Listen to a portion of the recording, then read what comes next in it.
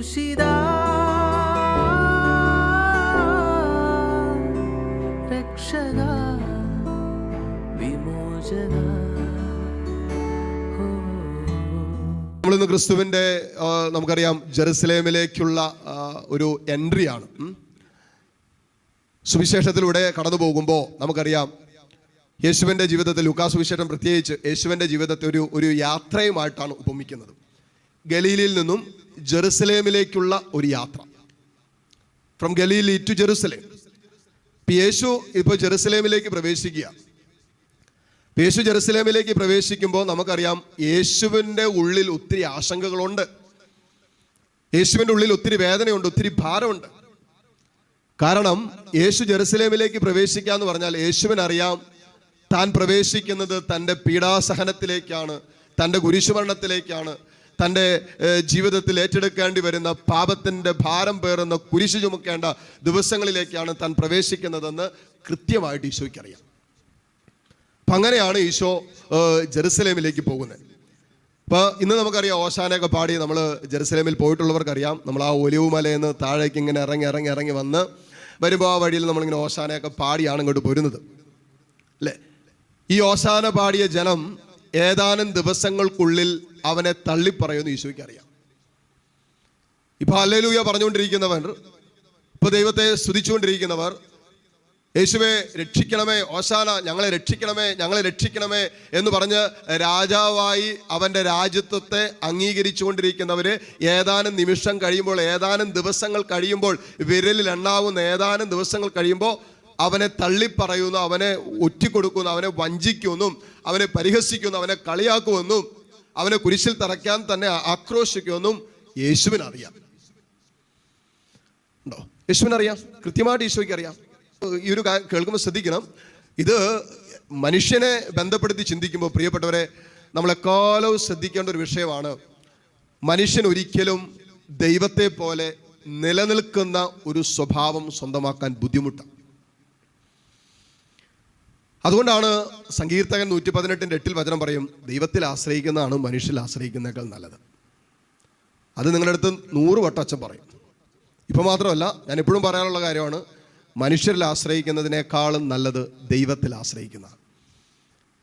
യേശു നിങ്ങളൊന്ന് ആലോചിച്ച് നോക്കി, ഇവർ ഈ ഓശാന പാടുന്ന സമയത്ത് എളിമപ്പെട്ട് നമ്മുടെ കഴുതപ്പുറത്ത് യേശു പോകുന്നു, വലിയ ആക്രോശിച്ച് ഞങ്ങളെ രക്ഷിക്കണം എന്നൊക്കെ പറയുന്ന സമയത്ത് യേശുവിനെ നിഗളിക്കാമായിരുന്നു. യേശു ഒരു നിഗളവുമില്ല. യേശുവിനറിയാം ഇവരുടെ പ്രശംസയൊന്നും കർത്താവ് വലിയ വില കൊടുത്തിട്ടില്ല. ഇവരുടെ ആക്രോശത്തിനോ ഇവരുടെ പുകഴ്ത്തലിനോ ഒന്നും ഈശോ വില കൊടുത്തിട്ടില്ല. കാരണം എന്താ? മനുഷ്യ സ്വഭാവം അടുത്ത നിമിഷം മാറാമെന്ന് യേശുവിന് അറിയാം. Hallelujah, hallelujah. അതുകൊണ്ട് അച്ഛൻ പറയുന്ന ഈ ദൂത് പ്രത്യേകം ശ്രദ്ധിക്കുക. മനുഷ്യരിലല്ല നമ്മുടെ പൂർണ്ണമായ ആശ്രയത്തെ നമ്മൾ എടുക്കേണ്ടത് ദൈവത്തിലാണ്. കാരണം എന്താണെന്നറിയാമോ? ദൈവത്തിൻ്റെ സ്വഭാവം ഉണ്ടല്ലോ, അത് മാറില്ല. ദൈവ സ്നേഹമാണെന്ന് പറഞ്ഞാൽ എപ്പോഴും സ്നേഹമാണ്. പെറ്റമ്മ മറന്നാലും നിന്നെ മറക്കില്ലെന്ന് പറഞ്ഞാൽ ഈ ദൈവം നിന്നെ മറക്കില്ല. ക്രൂശിതനിലേക്ക് നമ്മൾ വളരാൻ പോവാം. ക്രൂശിതനിലേക്കാണ് വളരുന്നത്. അതിൻ്റെ ആദ്യ പടിയാണ്, ആദ്യത്തെ ഫസ്റ്റ് സ്റ്റെപ്പാണ് മനുഷ്യനെ വിടണം, മനുഷ്യനെ ടോട്ടലി വിടണം. ദൈവത്തെങ്കിലേക്ക് നമ്മുടെ കണ്ണുകൾ ഉയർത്തണമെങ്കിൽ, ദൈവം പറയുന്നത് നമുക്ക് കേൾക്കാൻ പറ്റണമെങ്കിൽ, മനുഷ്യൻ ഇന്നോളം പറഞ്ഞിട്ടുള്ള കാര്യങ്ങൾ, മനുഷ്യൻ ഇന്നോളം നിന്റെ കാതുകളിൽ മന്ത്രിച്ചിട്ടുള്ളത്, സമൂഹം പറഞ്ഞിട്ടുള്ളത്, സമൂഹം നിന്റെ മേൽ മുദ്ര കുത്തിയിട്ടുള്ളത്, ലോകം നിന്നെ താറടിച്ചിട്ടുള്ളത്, നിന്നെ അടിച്ച് താഴ്ത്താൻ ശ്രമിച്ചിട്ടുള്ളത്, നിന്നെ പുകഴ്ത്തി പറഞ്ഞിട്ടുള്ളത്, നിന്നെ ഉയർത്തി, ഇതെല്ലാം കൂടെ മറക്ക്, ഇതെല്ലാം മറക്ക്. യേശു ക്രിസ്തുവിനോടുള്ള ഒരു ബന്ധം നിനക്ക് ശരിക്കും പുനഃസ്ഥാപിക്കണോ? വെറുതെ കേട്ടു പോകരുത് അച്ഛൻ ഇപ്പോൾ പറഞ്ഞുകൊണ്ടിരിക്കുന്നത് കേട്ടോ, ശരിക്കും ശ്രദ്ധിച്ച് കേൾക്കണം. യേശു ക്രിസ്തുവിനോടും അവൻ്റെ സ്വഭാവത്തോടും നിന്നെ താതാത്മ്യപ്പെടുത്തണോ? അങ്ങനെയെങ്കിൽ ശരിക്കും ഒരു ആത്മീയ അർത്ഥത്തിലാണ് അച്ഛൻ, ആത്മീയ അർത്ഥത്തിലാണ്. ഇന്ന് തന്നെ വീട്ടിൽ നിന്ന് ഇറങ്ങി പോകാനൊന്നുമല്ല അച്ഛൻ ഈ പറയുന്നത്. ലോകത്തിൻ്റെ ബന്ധങ്ങളെ നിങ്ങളെ ഇങ്ങനെ പിടിച്ചു വെച്ചിരിക്കുന്ന, നിങ്ങളെ ഒരു ആത്മീയ സ്വാതന്ത്ര്യത്തിലേക്ക് വളരാൻ തടസ്സമായി നിൽക്കുന്ന ഭൗതിക വസ്തുക്കളോടും ലോകത്തിലെ വ്യക്തികളോടുമുള്ള എല്ലാ ബന്ധത്തിനും കൃത്യമായ ഒരകലം പാലിക്കണം. ഇതെങ്ങനെയാണെന്നറിയാം? നമ്മൾ ലോകത്തോടും ലോക വസ്തുക്കളോടും ഇങ്ങനെ കെട്ടുപണഞ്ഞ് കിടക്കുന്നതുകൊണ്ട് യേശു ക്രിസ്തുവിനോട് നമുക്ക് അടുക്കാൻ പറ്റുന്നില്ലെന്നേ. ഒത്തിരി പേരുടെ, എന്തോരം പേരുടെ ആഗ്രഹം, അച്ഛാ ഞങ്ങൾക്ക് ആത്മീയതയിൽ വളരണം, ഞങ്ങൾക്ക് വിശുദ്ധ ജീവിതം നയിക്കണം, ഞങ്ങൾക്ക് നന്നായിട്ട് പ്രാർത്ഥിക്കണം, ഞങ്ങൾക്ക് ദൈവത്തോട് ഐക്യപ്പെടാൻ പറ്റണം, ഞങ്ങൾക്ക് അതുപോലെ വളരാൻ പറ്റണം എന്നൊക്കെ എന്തോരം പേര് ഓരോ പ്രാവശ്യം ഒന്ന് പറയാം. എത്രയോ പേര് ഈ യൂട്യൂബിലൂടെ ഒക്കെ ഓരോ വചന ശുശ്രൂഷ കേൾക്കുമ്പോൾ അതിൽ വരുന്ന കമൻറ്റുകൾ നിങ്ങൾ തന്നെ എടുത്ത് വായിച്ചാൽ മതി. പലരും ഒരു ആത്മീയ വളർച്ച ആഗ്രഹിക്കുന്നവരാണ്. അവരുടെ ഉള്ളിൽ വീട്ടിൽ പ്രതികൂലങ്ങളുണ്ട്, ജീവിത പങ്കാളിയിൽ നിന്നും പ്രതിസന്ധികളുണ്ട്, അല്ലെങ്കിൽ കുടുംബത്തിൽ ഒത്തിരി ദുഃഖങ്ങൾ, കണ്ണുനീരുകൾ, തകർച്ചകൾ, സാമ്പത്തിക ബാധ്യതകൾ, രോഗങ്ങൾ, ഇതിൻ്റെ ഒക്കെ നടുവിൽ നിൽക്കുമ്പോഴും യേശു ക്രിസ്തുവിനോട് ഐക്യപ്പെടാനും ഒരു വിശുദ്ധ ജീവിതം നയിക്കാൻ പ്രാർത്ഥിക്കാനൊക്കെ ഒത്തിരി ആഗ്രഹിക്കുന്നവരുണ്ട്. അവർക്ക് വേണ്ടിയാണ് അച്ഛൻ പറയുന്നത്, ലോകത്തോടുള്ള ഒരു അമിതമായ അറ്റാച്ച്മെന്റ് ബ്രേക്ക് ചെയ്യുന്നിടത്താണ് you are going to attach yourself to Christ. അവിടെയാണ് ഈ യാത്ര ആരംഭിക്കുന്നത്. നമ്മുടെ യാത്രയുണ്ടല്ലോ, ക്രൂശിതനിലേക്കുള്ള യാത്ര, അതാരംഭിക്കുന്നത് ലോകത്തോടുള്ള ബന്ധത്തെ നമ്മുടെ ആത്മാവ് ഒരിക്കലും ലോകവുമായി ബന്ധപ്പെടുത്താൻ പാടില്ല. നമ്മുടെ ആത്മാവിനെ ഒരിക്കലും ലൗകിക വസ്തുക്കളിൽ ഉടക്കിയിടാൻ പാടില്ല. നമ്മുടെ ആത്മാവിനെ യേശുക്രിസ്തുവിൻ്റെ ആത്മാവിൽ ഉടക്കണം, ദൈവത്തിൽ ഉടക്കണം.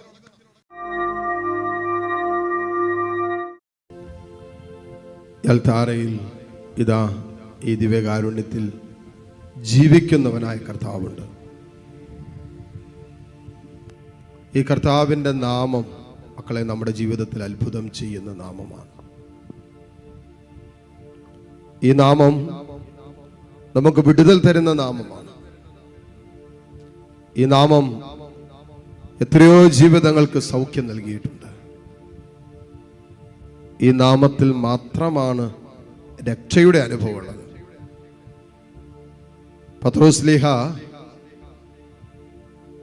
സുന്ദര കവാടത്തിലൂടെ കടന്നു പോകുമ്പോൾ ജന്മന മുടന്തനായ ഒരുവൻ അവിടെ ഇരിപ്പുണ്ടായിരുന്നു. അപ്പോസ്തലന്മാരിൽ നിന്ന് എന്തെങ്കിലും കിട്ടുമെന്ന് കരുതി അവൻ കൈകൾ അവരുടെ നേരെ നീട്ടി. പത്രോസ് അവനെ നോക്കിയിട്ട് പറഞ്ഞു, മോനെ, ഞങ്ങളുടെ കയ്യിൽ സ്വർണമില്ല, വെള്ളിയില്ല. നീ ഉദ്ദേശിക്കുന്ന ഞങ്ങളുടെ കയ്യിൽ ഇല്ല തരാൻ. പക്ഷേ ഞങ്ങളുടെ കയ്യിൽ ഒരു നാമമുണ്ട്. ഞങ്ങളുടെ കയ്യിൽ ഒരു നാമമുണ്ട്.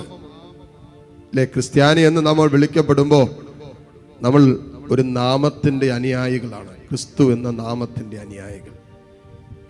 പത്രോസ് പറഞ്ഞു, ഞങ്ങളുടെ കയ്യിൽ ഒരു നാമമുണ്ട്, യേശു എന്ന നാമം. ആ നാമത്തിന് അത്ഭുതം ചെയ്യാൻ പറ്റും. അതുകൊണ്ട് ആ നാമത്തിൽ നിന്നോട് കൽപ്പിക്കുന്നു, എഴുന്നേറ്റ് നടക്കുക. Get up and walk. അപ്പൊ തന്നെ വചനം പറയണം, തക്ഷണം എഴുന്നേറ്റ് നിന്ന് അവന്റെ കൈകാലുകൾക്ക് ബലം പ്രാപിച്ചു, ശക്തി പ്രാപിച്ചു. മക്കളെ, ആ നാമത്തിൽ കഴിഞ്ഞ 2000 വർഷങ്ങളായി നടന്നിട്ടുള്ള അത്ഭുതങ്ങളും അടയാളങ്ങളും എണ്ണിത്തിട്ടപ്പെടുത്താവുന്നതാണോ? ഇന്നും അനേകരുടെ ജീവിതത്തിൽ ഈ നാമത്തിൽ അത്ഭുതങ്ങളും അടയാളങ്ങളും സംഭവിച്ചുകൊണ്ടിരിക്കുമല്ലേ? ഈ നാമം സ്വർഗത്തിൽ നിന്നും നൽകപ്പെട്ട നാമമാണ്. സ്വർഗം ഭൂമിക്ക് നൽകിയ ഏക നാമമാണ് യേശുവെന്ന നാമം. രക്ഷയ്ക്ക് വേണ്ടി നൽകിയ ഏക നാമമാണ് യേശുവെന്ന നാമം. മക്കളെ, മറ്റൊരു നാമത്തിലും രക്ഷയില്ല, മറ്റൊരുവനിലും രക്ഷയില്ല. യേശുവിൽ മാത്രമാണ് നിന്റെ ആത്മരക്ഷ. യേശുവിന് മാത്രമാണ് നിന്റെ ആത്മാവിന് ജീവൻ തരാൻ പറ്റുക. കരങ്ങൾ ഈശോയിലേക്ക് നീട്ടിപ്പിടിച്ച് കണ്ണു തുറന്ന കർത്താവിനെ കണ്ടേ. മോനെ, നിന്റെ ജീവിതത്തിൽ കർത്താവിൻ്റെ നാമത്തിൻ്റെ ഒരു അത്ഭുതം കാണാൻ നീ ഒന്ന് ആഗ്രഹിച്ചേ.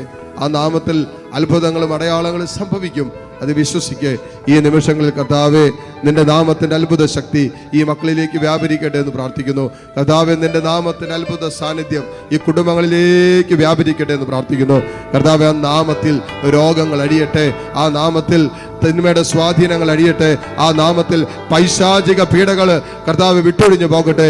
ഈ നാമത്തിൽ കർത്താവെ കുടുംബ കലഹങ്ങൾ മാറട്ടെ. ഈ നാമത്തിൽ അസമാധാനത്തിന്റെ കെട്ടുകൾ അഴിയട്ടെ. ഈ നാമത്തിൽ എല്ലാ ഭിന്നതയുടെ കെട്ടുകളും യേശുവിന്റെ നാമത്തിൽ അഴിഞ്ഞു പോകട്ടെ എന്ന് പ്രാർത്ഥിക്കുന്നു. എല്ലാ ബാധ്യതകള്, എല്ലാ തടസ്സങ്ങള്, എല്ലാ പ്രതിസന്ധികള്, എല്ലാ ആകുലതകള്, എല്ലാ നിരാശകള് യേശു നാമത്തിൽ അഴിയട്ടെ. Hallelujah, hallelujah, hallelujah, hallelujah, hallelujah, hallelujah, hallelujah hallelujah hallelujah hallelujah hallelujah hallelujah hallelujah hallelujah ഈശോയെ ആരാധന ആരാധന ആരാധന ആരാധന ഹല്ലേലൂയ ഹല്ലേലൂയ ഈശോയെ ആരാധന ആരാധന യേശുവേ ഹല്ലേലൂയ ഹല്ലേലൂയ ഹല്ലേലൂയ ഈശോയെ ആരാധന ആരാധന ആരാധന ഹല്ലേലൂയ ഹല്ലേലൂയ. മുട്ടുകുത്താൻ സാധിക്കുന്ന എല്ലാ മക്കളെയും നിമിഷം മുട്ടുകുത്തുന്നു. ദൈവമേ, നീ ഞങ്ങളോട് കാണിച്ച വലിയ കാരുണ്യത്തിന് ഞങ്ങൾ നന്ദി പറയുന്നു. നടത്തുന്ന എല്ലാ വഴികൾക്കും ഞങ്ങൾ നന്ദി പറഞ്ഞ് പ്രാർത്ഥിക്കുന്നു. ഈ മക്കളെ, ഇവിടെ നിയോഗങ്ങളെ, ഈ അൽത്താരയിൽ ഈ മക്കൾ സമർപ്പിച്ച് പ്രാർത്ഥിക്കുന്ന വിഷയങ്ങൾ, ഹൃദയത്തിന്റെ ഭാരം നൊമ്പരങ്ങളെല്ലാം ഈശോയെ നിന്റെ സന്നിധിയിലേക്ക് ഇപ്പോൾ ഉയർത്തുന്നു. എല്ലാ മക്കളും ഒരിക്കൽ കൂടി യേശുവിന്റെ നാമത്തെ മഹത്വപ്പെടുത്തി സ്തുതിച്ച് പ്രാർത്ഥിച്ചുകൊണ്ട് ഈശോയുടെ ആശീർവാദം സ്വീകരിക്കട്ടെ.